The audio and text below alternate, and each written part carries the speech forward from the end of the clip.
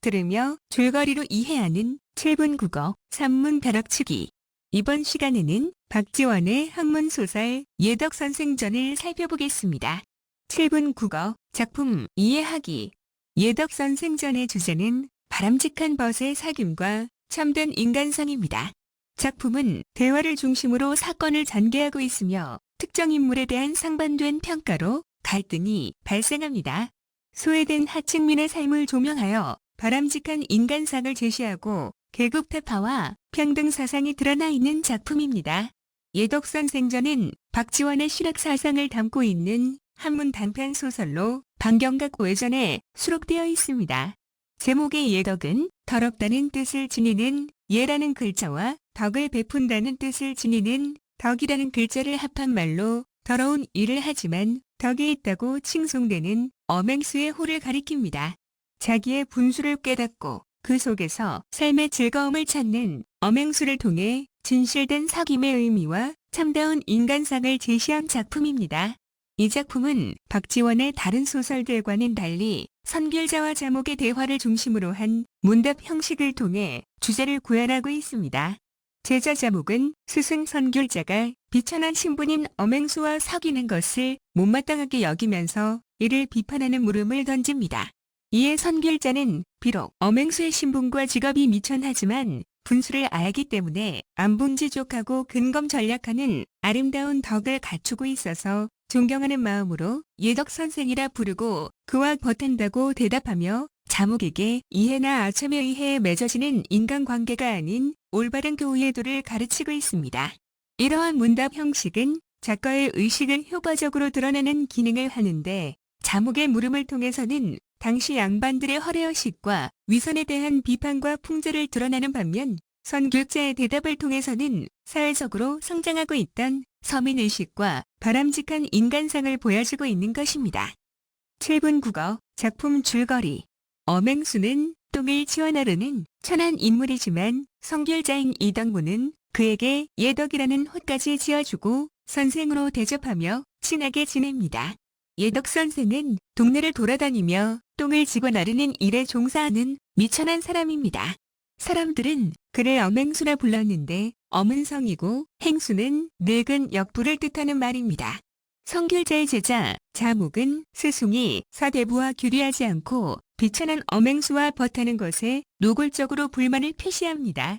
선결자는 이해 타장과 아참으로 사귀는 관계는 오래갈 수 없다고 말하고 마음으로 사귀고 덕을 버타는 도의의 관계를 해야 한다고 자목을 설득합니다. 또한 엄행수는 어리석은 듯하고 신분이 미천하며 하는 일은 더럽지만 가식이 없으며 마음이나 행동은 향기롭고 의롭기 때문에 예덕선생으로 일컫는다고 합니다. 이에 엄행수야말로 진정한 군자이므로 예덕선생이라 부르며 도의의 교를 나누지 않을 수 없다고 설명합니다. 7분 국어 심화학습. 첫 번째, 인물의 성격입니다.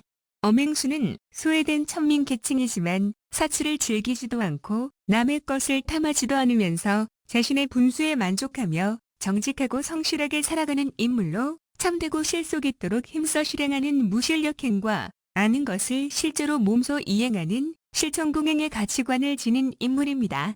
작가는 생산적인 활동을 하며 소박하고 검소한 삶을 살아가는 엄행수의 삶을 허례허식에 가득 찬 당시 사대부들의 삶과 대조하여 무의도식하는 지배계층을 간접적으로 비판하는 것입니다.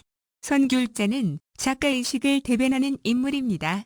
선귤자는 학자로서 참다운 사귐의 의미를 일깨우며 제자 자목에게 스스로 문제의 본질을 꿰뚫어 보도록 유도합니다. 제자인 자목과의 문답을 통해 엄행수의 삶을 예찬하며 반대로 양반 계층을 비판하고 있습니다.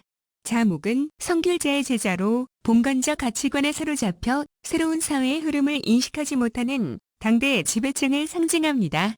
자목은 양반이라는 우월의식을 가지고 있으면서 인물의 내면보다 명분에 집착하고 체면과 외양을 중시하는 고루한 가치관을 지니고 있는 인물로 작가의 비판 대상입니다. 두 번째, 작품의 서술상 특징입니다.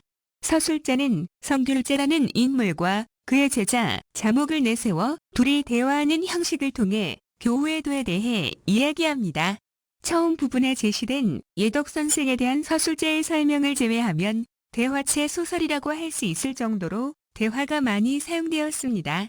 이는 소크라테스의 삼파술과 같은 방법으로 대화를 통해 사람들에게 교훈적인 내용을 전달하는 방식이라고 할 수 있습니다. 선귤자는 비천한 일을 하지만 뛰어난 덕성을 가진 엄행수와 고귀한 듯 보이지만 부정한 양반들을 대조하여 자신의 사귐이 올바름을 증명하고 있습니다. 이런 방식은 겉으로는 비천하게 보이는 것이 실제로는 고귀한 것이며 겉으로 고귀하게 보이는 것이 실제로는 비천한 것이라는 아이러니의 효과를 발생시킵니다. 세 번째, 엄행수와 양반의 비교입니다.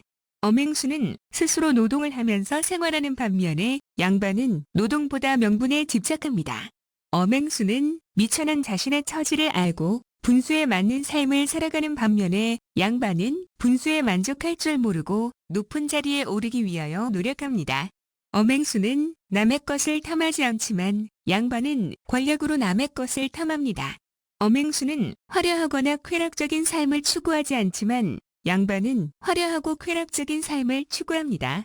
작가는 이러한 인물의 대조를 통하여 위선적인 삶을 살아가던 당대의 양반 계층을 풍자하고 비판합니다. 네 번째, 예덕선생전에서 제시된 새로운 인간형입니다. 이 글은 조선시대의 찬민을 주요 인물로 등장시켜 그의 삶을 조명함으로써 새로운 인간상을 제시하고 있습니다. 예덕선생전에 나오는 엄행수는 똥을 수거하는 더러운 일을 하는 하층민의 전형을 보여주는 인물입니다. 그런데 선귤자는 그를 예덕선생으로 칭하며 존경하는 태도를 보입니다. 엄행수가 자기 분수를 지키면서 욕심을 내지 않고 자신의 삶을 열심히 살아가는 인물이기 때문입니다. 이러한 엄행수의 삶의 모습은 천한 인물에게서 청렴한 인격을 발견하여 드러낸 것으로 사대부의 전 근대적인 관념에서 벗어난 것이라고 할 수 있습니다.